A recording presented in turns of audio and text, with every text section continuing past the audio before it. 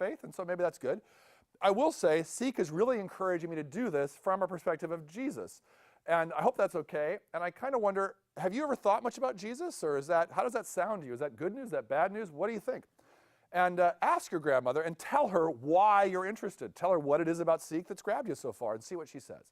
Would you like to do that? She says, I bet my grandmother would do great with that. I have no problem with that. I said, great, well, try it. So she goes home. She comes back 3 weeks later, whenever it was. And I say, how'd it go? Did you talk to your grandmother? She says, I did. And my grandmother was thrilled. She was just thrilled that I was doing this. She was so happy. She felt like she'd been praying for me my whole life, that I wouldn't harden my heart towards God, even in her words. And if I said, I think it's Jesus that's helping me with this, my grandmother said, that's fantastic. I'll keep praying for you. Keep talking to me. And I said, well, that's fantastic. I'm so glad to hear that. Maybe it's not so divisive as we think. So maybe one way of answering that question of, is this kind of faith we're going to pitch and seek ultimately going to divide us from all of our friends, divide us from the rest of the world? Or is there a way in which it can actually open up a new sort of relationship with everybody all around the world? Would be to say maybe the terms of our conversation here would be that in Seek, we're talking about Jesus specifically, absolutely, but we're not talking about Christianity. Now, I feel bad saying that. I pastor a church that has the word Christian in it, so I'm not by any means dismissing Christianity. But maybe you can understand on this bounded and centered set thing that we began by talking about, how this centered set thing, that we're not really trying to make any pitch at all for an entity, a thing. Really just that Jesus says, I want to help people connect in that most meaningful way. Maybe that actually opens up the world to us, that we have no need to convert anybody to anything. We suddenly can walk free and be open about just whatever our experience of life is because we really care about other people's experience of life. And maybe good things will happen for all parties. So I wonder if that's the deal we could cut here and Seek, and we can see if that proves true. Now you might be saying, in this relational universe, if that's really true, what sorts of things could I do to make this relational universe start working for me? I think the thing I would suggest is to pray from wherever you are. If the universe is relational, then relating seems to me to be a good idea. So you'll recall in my own story, I said my first prayer of any real depth was, God, I don't believe you exist, but on the off chance that I'm wrong, today would be an outstanding day to show me. So that's not exactly the most faith-filled prayer in the history of the world, but the good news was it was at least an opening of relationship, which I hadn't had. I was closed to that. I was defended. No way did I want that. And suddenly with that little bit of opening, it seemed like God said, fantastic. Let's see what we can do. Let's start talking about that. Now that might be your prayer. Maybe that's exactly where you're at. I would suggest pray that.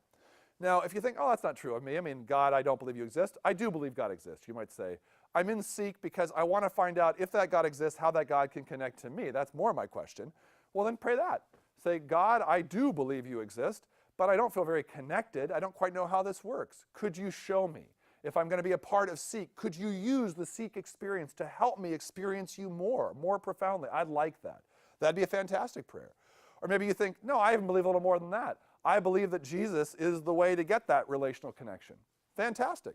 Well, then you could pray, Jesus, would you help me relate better to you, to other people, to myself? I want that. Show me how to do that. Any opening of a relationship, I think, will get you where you want to go. And usually that happens by praying from wherever you actually are.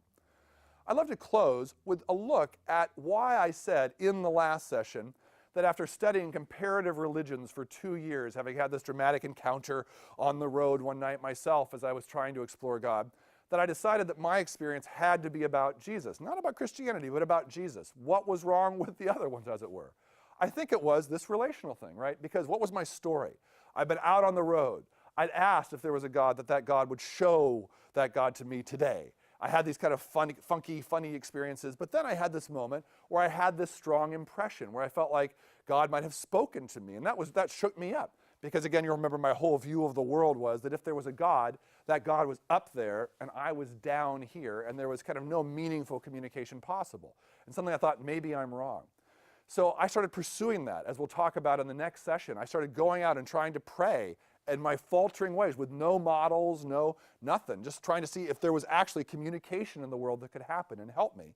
And as I did that, I sensed increasingly that maybe there's stuff going on. I think there might be something out there in the universe that wants to talk to me, that wants to specifically, personally connect with me and interactively do that. And so I went from teacher to teacher saying, could that happen in the way you're describing in the religion in this course? So I was taking a course, as I mentioned, on Sufi Islam. Sufi Islam, because that was Islam's mystics. They had mystical experiences, so I thought, perfect. So I went up to my Sufi Islam teacher. I said, look, here's the experience I've been having. I'm kind of wondering if there's a God out there who's trying to speak to me and trying to listen to me and talk back. I'm not good at it, but I'm wondering if it's going on. Could I be a Sufi? And the guy kind of smiled and laughed. He's a nice guy, and he said, you know, you would think so, right? Because we're Islam's mystical branch, but the mystical experiences we're talking about aren't quite so directly personal and kind of direct as you're describing. I think as you're describing it, you would fit a category in Islam, and it would be the category, which is an honored one, of a prophet. But here's the deal. The last prophet in Islam was Muhammad. And so I just don't think you would want to go around saying that you're a prophet. I don't think that would play. And so I don't think what's happened to you would fit all that neatly. You know, by all means, keep giving it a shot.